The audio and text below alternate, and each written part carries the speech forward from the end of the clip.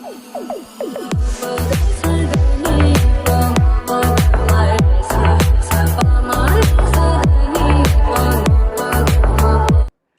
To channel. இன்னைக்கு நம்ம என்ன பார்க்க போறோம்னா ராகேஷன் ஜெனிச்சல இருந்து சிவகார்த்திகேயன் தனுஷ் ஃபைட் அந்த வீடியோ தான் பார்க்க போறோம். அவங்களுக்கு ஃபைட் இருக்கோ இல்லையோ இவங்க எல்லாம் சேர்ந்து ஃபைட் போட வச்சிருவாங்க போல இருக்கு. அந்த மாதிரி போயிட்டு இருக்கு. ஸோ அந்த வீடியோ தான் பார்க்க போறோம். அப்படியே மறக்காம வீடியோக்கு லைக் பண்ணிடுங்க. புதுசாக பார்க்குறீங்கன்னா சப்ஸ்கிரைப் பண்ணிடுங்க. வாங்க வீடியோக்குள்ள போகலாம்.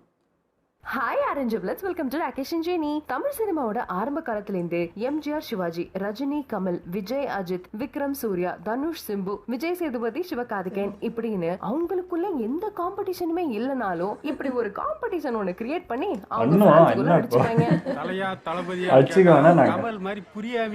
பட் இந்த செயினை பிரேக் பண்ணது யாருன்னு பாத்தீங்கன்னா நம்ம விஜய் சேதுபதி தான்.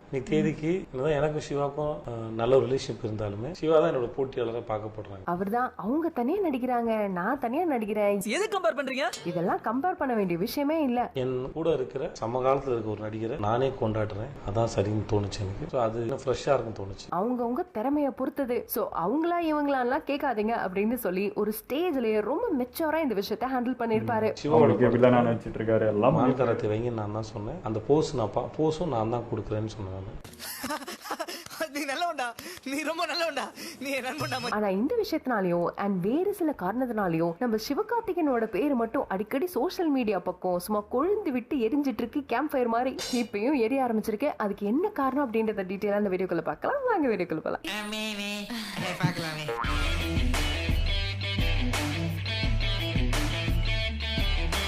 இந்த விஷயம்லாம் ஒன்றும் புதுசு கிடையாது. கொஞ்சம் வருஷமாவே சோசியல் மீடியால பத்திட்டு எறிகிற பிரச்சனை தான். ஆனா சிவகார்த்திகேயன் இப்ப என்ன ஸ்பெஷலான எண்ணெயை ஊத்தி இருக்காரு, எதனால இன்னும் பெருசா ஏறியுது அப்படின்றத நான் விவரமா சொல்றேன். உங்க எல்லாருக்குமே தெரிஞ்சிருக்கும், சிவகார்த்திகேயனை லவ் பண்றவங்களை விட கொஞ்சம் ஹேட்டர்ஸ் தான் ஜாஸ்தியா இருக்காங்க. ரொம்ப அதுக்கு டிமாண்ட் பிரச்சனையா இருக்கட்டும். இந்த குரோத்தை நீங்க ரொம்ப லேட்டா தான் புரிஞ்சிட்டீங்களா? ஆமா, ரொம்ப லேட்டா தான் புரிஞ்சுக்கிட்டேன். எரிஞ்சு அந்த மாதிரி இனிப்பா தான் பேசியிருக்காரு. இல்லன்னா தனுஷோட பிரச்சனையா இருக்கட்டும். இந்த மாதிரி நிறைய பிரச்சனைகள் தான் காரணம். அதனால அவரே ஸ்டேஜ் ஏதாவது லென்த்தியா டயலாக் பேசினான்னு வச்சுக்கோங்களேன், கடைசியா ஒரு இக்கு வச்சு நான் என்ன சொன்னாலும் சோசியல் மீடியால வேற மாதிரி கிளப்பி விட்டுறீங்க அப்படின்றது சிவகார்த்திகேயன் சொல்லிடுவாரு. இந்த பக்கம் பார்த்தா தமனா, அந்த பக்கம் சமந்தா, அந்த முன்னால தனுஷ் உட்கார்ந்திருக்காரு, அவரே கண்ணுக்கு தெரியல.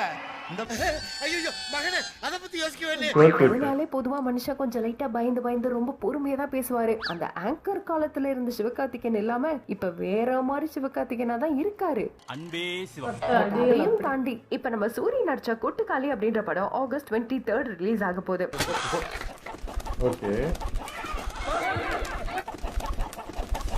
இந்த படத்தோட ட்ரெய்லர் லான்ச் ஈவென்ட்ல நம்ம சிவகார்த்திகேயன் பேசிருப்பாரு.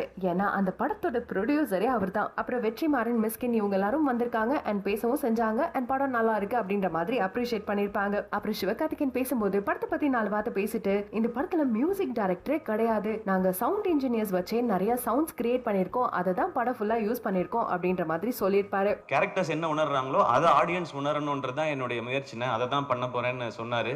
அப்புறம் முக்கியமா இந்த படத்துல இருந்து வர லாபத்தை வச்சு இந்த படத்தோட டைரக்டரான வினோத் ராஜுக்கு அடுத்த படத்துக்கு அட்வான்ஸ் கொடுப்பேன் அப்படின்ற மாதிரி சொல்லிருப்பாரு. நம்பிக்கை தாண்டா வாழ்க்கைய. இது எதனாலனா இந்த மாதிரி திறமையா இருக்கிற இயக்குனர்கள் கூட எனக்கு ஒர்க் பண்ணணும்னு ஆசை. சோ புது டைரக்டர்ஸ் கூட நான் படம் பண்றதுக்கு ரெடியா இருக்கேன் அப்படின்ற மாதிரி சொல்லிட்டு, கதைக்காக நான் பண்றதுன்ற தாண்டி இப்படி ஒருத்தனை செலிப்ரேட் பண்றதுக்காக நான் இந்த படம் பண்றேன்னு, நான் ப்ரொடியூஸ் பண்றேன் அப்படின்றதுக்காக நான் சான்ஸ் தான் கொடுக்கறேனே தவிர வாழ்க்கை அமைச்சு கொடுக்கல அப்படின்றதையும் ஆட் பண்ணாரு. நான் சுத்தி வளைச்சு பேச விரும்பல. உங்களுக்கு அடையாளப்படுத்த நான் யாரையும் கண்டுபிடிச்சி உங்களுக்கு நான் தான் வாழ்க்கை கொடுத்தேன், இவங்களை நான் தான் ரெடி பண்ணேன், அந்த மாதிரிலாம் நான் சொல்ல மாட்டேன். கூடவே என்ன சொன்னாருன்னா, இன்ன வரைக்கும் என்ன அப்படிதான் சொல்லிட்டு இருக்காங்க, எனக்கு வாழ்க்கை கொடுத்ததுனாலதான் நான் வந்தேன், எனக்கு வாழ்க்கை கொடுத்தாங்கன்னு சொல்லிக்கிட்டே இருக்காங்க. சோ நான் அப்படிலாம் யாருக்கும் கொடுக்கல, நான் சான்ஸ் கொடுக்குறேன், அதை அவங்க யூஸ் பண்ணிக்கணும் அப்படின்ற மாதிரி தான் சொல்லியிருப்பாரு. என்னை அப்படி சொல்லி பழகிட்டாங்க, நான் தான் வாழ்க்கை கொடுத்தேன்னு. அந்த மாதிரி ஆள் நான் இல்ல. தப்பு பண்ணிட்டியா சிங்காரம்? இப்போ உங்களுக்கு பிரச்சனை என்னன்னு புரிஞ்சிருக்கும். ஸ்டார்டிங்ல தனுஷ் தான் சிவகார்த்திகேயனுக்கு அவரோட ஃபர்ஸ்ட் சான்ஸ் கொடுத்தாரு. இத பார்த்து சோஷியல் மீடியால சில பேரு சிவகார்த்திகேயனுக்கு சுத்தமா நன்றியே இல்லப்பா, தனுஷ் தான் வாழ்க்கை கொடுத்தாரு, எங்க டிய குத்தி காட்டுற மாதிரி பேசுறாங்க, ஆனா எஸ்கேக்கு சுத்தமா நன்றியே இல்லப்பா அப்படி ஒரு சிலர் சொல்ல, இன்னும் சில பேர் இந்த வீடியோவை ஷேர் பண்ணிட்டு இருக்காங்க. யாரு இவன் கூட்டத்தை பொளந்துக்கிட்டு வர்றா? ரைட்டு, சைக்கிள்ல வருது. கனா படத்துக்காக பெஸ்ட் ப்ரொடியூசர் அவார்ட் வாங்கினார் சிவகார்த்திகேயன். தனுஷ் என் மேல வச்ச நம்பிக்கை தான் எதிர்நீச்சல், அதே மாதிரி நான் அருண்ராஜ் காமராஜ் மேல வச்சிருந்த நம்பிக்கை தான் கனா. கனா வந்து நான் அருண்ராஜ் மேல வச்ச நம்பிக்கைனா அது வந்து தனுஷ் சார் எதிர்நீச்சல் என் மேல வச்ச நம்பிக்கை தான் அது. சோ இந்த இடத்துல நான் தனுஷ்க்கு ஒரு பெரிய நன்றி சொல்லிக்கிறேன் அப்படின்ற மாதிரி சொல்லியிருப்பாரு. அந்த எதிர்நீச்சலுக்கும் தேங்க்ஸ் தனுஷ் சார். ஆட்சி 5 வருஷத்துக்குள்ள மாறுது, மனுஷன் முடி செகண்டுக்கு ஒருக்கா மாறதுல என்ன பெரிய அதிசயம், இதெல்லாம் செகண்ட் தான்.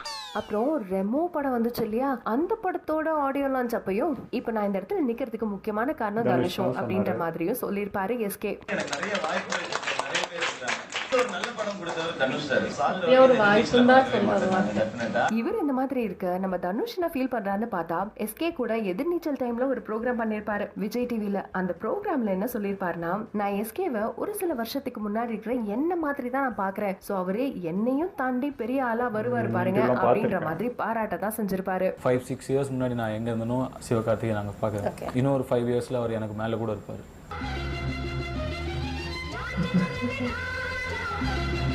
இருந்தாங்க. அப்புறம் தனுஷ் கிட்ட இன்னொரு இன்டர்வியூல கூட கேட்டிருப்பாங்க, உங்களை நிறைய பேர் ஏனி மாதிரி யூஸ் பண்ணிட்டு அதுக்கப்புறம் நன்றி மறந்துடுறாங்களே, அதை பத்தி நீங்க என்ன நினைக்கிறீங்க அப்படின்னு கேட்டப்போ, அவங்கவுங்களுக்கு அவங்களுடைய வாழ்க்கை இருக்கு, யாருக்கும் ஒன்றியோட இருக்கணும்னு நான் எதிர்பார்த்தும் எதுவும் பண்ணல, அப்படி யாரும் இருக்க வேண்டிய அவசியம் இல்லை. நன்றி எல்லாம் நான் எதிர்பார்த்து பண்ணலங்க, அதே மாதிரி நான் ஹெல்ப் தானே பண்ணேன், நான் எதையுமே ரெகுலரா பண்ணல அப்படின்ற மாதிரி சொல்லியிருப்பாரு.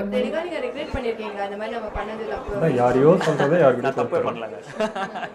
பக்கத்துல இருந்து பார்த்துட்டு உங்க அவசரம் தெரிஞ்சிருக்கும், உங்க மனசு புரிஞ்சிருக்கும், என்ன மன்னிச்சிடுங்க. சோ மொத்தத்துல பாத்தீங்கன்னா சிவகார்த்திகேயனுக்கும் தனுஷ்க்கும் மனசுக்குள்ள ஏதாவது சின்னதா பிரச்சனை இருக்கலாம், ஆனா அத மாதிரி ஆக்குறது மொத்தமும் யாரும் பாத்தீங்கன்னா சோஷியல் மீடியால ரொம்ப ஃப்ரீயா இருக்க நம்ம ஃபேன்ஸ் தான். எந்த ஸ்டேஜை எப்படி கவர் பண்ணனும் சொல்லிட்டாரு கொல்கி வர மாதிரி. செஞ்சு அந்த வார்த்தையை பயன்படுத்தாதீங்க. வாழ்த்து கொடுக்கிறது அப்பா அம்மாவால மட்டும் தான் முடியும். வாழ்த்து வேணா கொடுத்திருக்கேன்னு சொல்லுங்க அப்படிங்கறத. அப்புறம் இவரை விட்டு பாத்தீங்களா, யாருக்கோ நடந்த பிரச்சனையில சந்தில மாட்டின எலி மாதிரி சிக்கினது நம்ம அனிருத் தான். எப்பவுமே டிஎன்ஏ அப்படின்னு சொல்லி நம்ம அனிருத் அண்ட் தனுஷோட காம்பினேஷன்ல வர படம் மியூசிக் எல்லாம் பயங்கரமா இருக்கும். ஆனா ஒரு லெவல்ல அது ஸ்டாப் ஆயிடுச்சு. அதுக்கப்புறம் அனிருத் வெறும் சிவகார்த்திகேயன் படத்துக்கு மட்டும்தான் மியூசிக் பண்ணிட்டு இருந்தாரு. இந்த இஷ்யூ அட்ரஸ் பண்ற விதமா தான் திருச்சிற்றம்பலம் படத்தோட ஆடியோ லான்ச் அப்போ நம்ம அனிருத் டி இல்லனா ஏ இல்ல, டி இல்லனா ஏ இல்ல அப்படின்னு அழுத்தி சொல்லியிருப்பாரு. உண்மையாவே சொல்றேன், இந்த ஏ கிடையாது.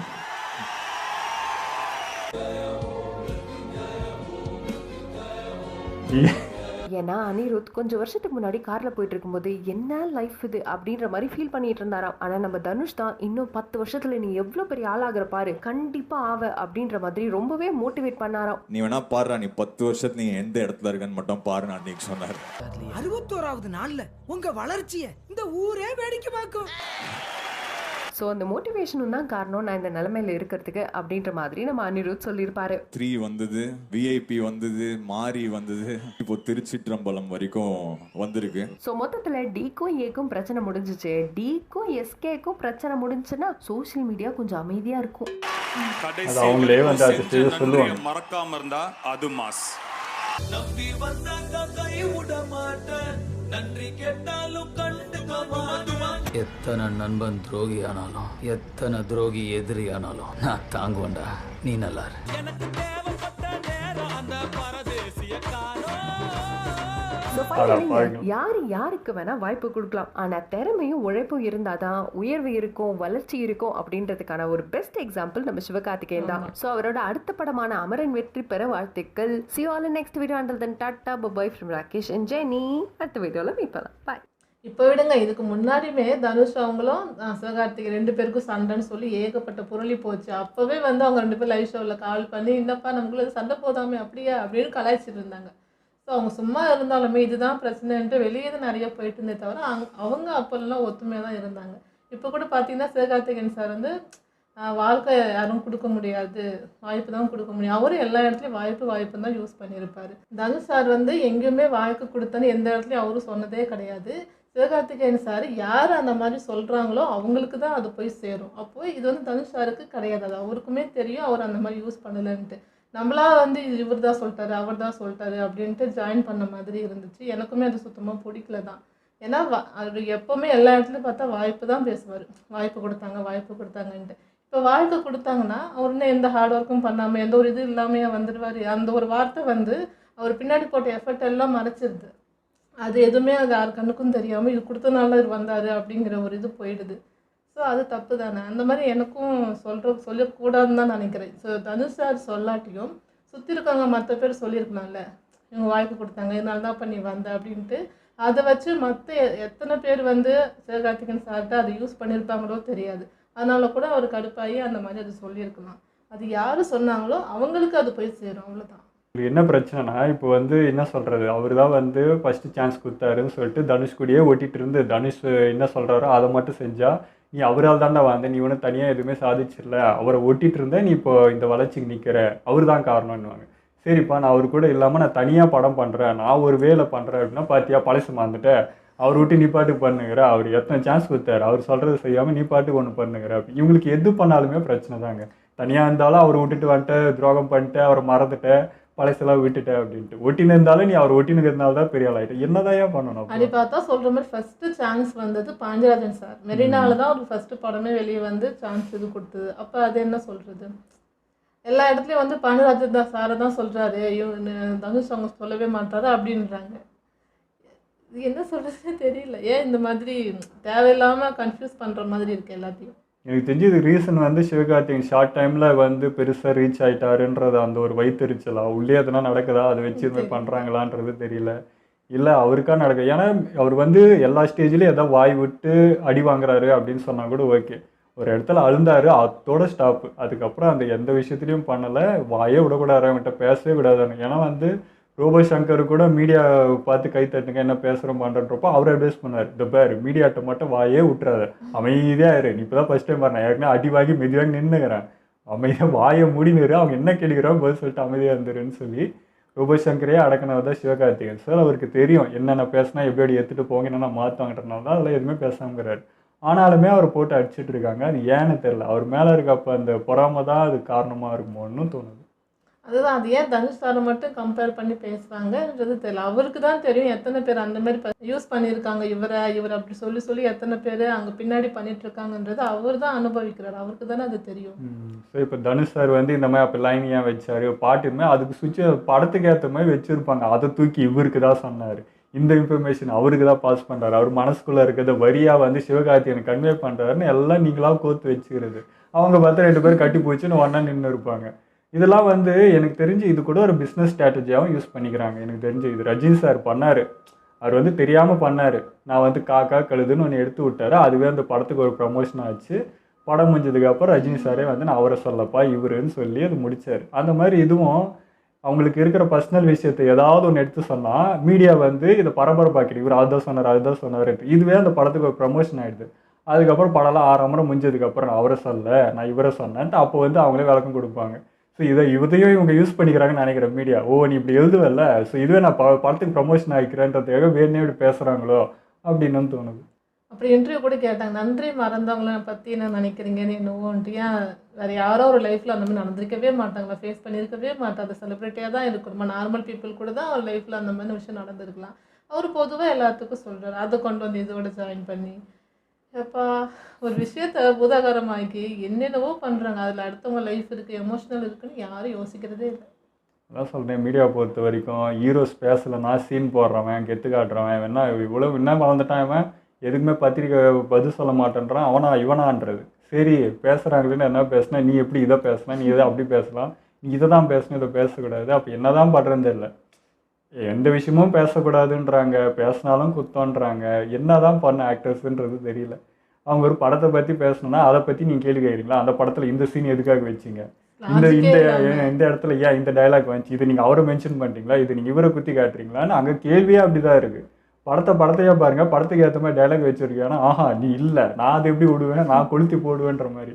ஸோ அதுதான் வெளியும் நடக்குது. இவங்க ஸ்டேஜில் பேசினாலோ ஒரு ஆக்டர் பேசினாலோ அதை தூக்கி இவங்க தான் கோர்த்து விட்டு இருக்கலாம். மனஸ்தாபம் இருக்குங்க, மனுஷனாக பிறந்தா வந்து ஒரு இது இருக்குதா செய்யும், சண்டை சின்ன சண்டைங்க இருக்கும். அவங்க வந்து அப்படியே என்னவோ அவங்களாம் புத்தரம் கிடையாது ஆக்ட்ரஸ்லாம், அவங்களுக்குள்ளேயும் சண்டை இருக்கும், ஒரு கோபம் இருக்கும், அதெல்லாம் இருக்குதா செய்யும். சின்னதாக எங்கன்னா ஸ்பார்க் இருக்கும், அதை தூக்கி எடுத்து பெருசாக ஊதி இப்படிதான் இருக்கும் அப்படிதான் இருக்கும்னு எடுத்துட்டு போகிறதெல்லாம் வந்து இவங்க பண்ணுறது. எனக்குமே இத்தனை நாளை விட சிவகார்த்திகேயன் சார் அன்னைக்கு அந்த மேடையில் வந்து அவர் பேசுனது ரொம்ப வித்தியாசமாக இருந்தது. எப்போவுமே கொஞ்சம் ஒரு ரிஸ்ட்ரிக்ஷனாக ஒரு யோசிச்சு அப்படி பேசுவார். அன்னைக்கு தான் அவர் ரொம்ப மெச்சூர்டாக ரொம்ப பேசுகிற விதமே வேற மாதிரி இருந்தது, எனக்கு ரொம்ப பிடிச்சிருந்தது. இத்தனை நாளை விட ஓப்பனப்பாக ஒன்று பண்ணி ஒன்று இது பேசினார். ஸோ அந்த டிஃப்ரெண்ட் அவருக்கு தெரிஞ்சிருச்சு. அதுலேயே தெரிஞ்சது நிறைய அடிகள் வாங்கியிருக்காரு. இப்போ ஓகே ஸ்டடி இப்படியே இருந்தால் வேலைக்காகாது, இனிமேல் நம்ம இப்படி தான் இருக்கணும்னு ஒரு மைண்ட் செட்டுக்கு வந்துட்டார் போல். அந்த மாதிரி அவர் பேசினார். ஒரே ஒரு சின்ன விஷயம் தாங்க, அவங்க நிஜமாவே அடிச்சுக்கிட்டாலும் இல்லை அடிக்காமல் ஃப்ரெண்ட்ஸாக இருந்தாலும் அதனால் இப்போ உங்களுக்கு என்ன பிரச்சனை, படத்தில் என்ன பிரச்சனை வர போதா? நீ டிக்கெட் கொடுத்து இப்போ அவங்கள அடிச்சிருந்தாலும் பார்க்குறா இல்லை அடிக்காதனால பார்க்க போகிறேன்னு என்ன சொல்ல போகிறீங்களா? இங்கே கதையை பார்க்க போகிறோம், அந்த ஆக்டர் என்ன பண்ணியிருக்காங்கன்னு பார்க்க போகிறோம். பர்சனலாக அவங்க அடிச்சுக்கிறாங்களோ பிடிச்சிக்கிறாங்களோ அது அவங்களுக்குள்ள, அது எதுக்கு நமக்கு? அதையே நம்ம தலைகளை வச்சு நீ இவ்வளோ இது பண்ணுறன்றதே புரியல. ஓகே, எங்களோட வீடியோ உங்களுக்கு பிடிச்சிருந்தா லைக் கமெண்ட் ஷேர் பண்ணுங்கள், மறக்காம சப்ஸ்கிரைப் பண்ணுங்க.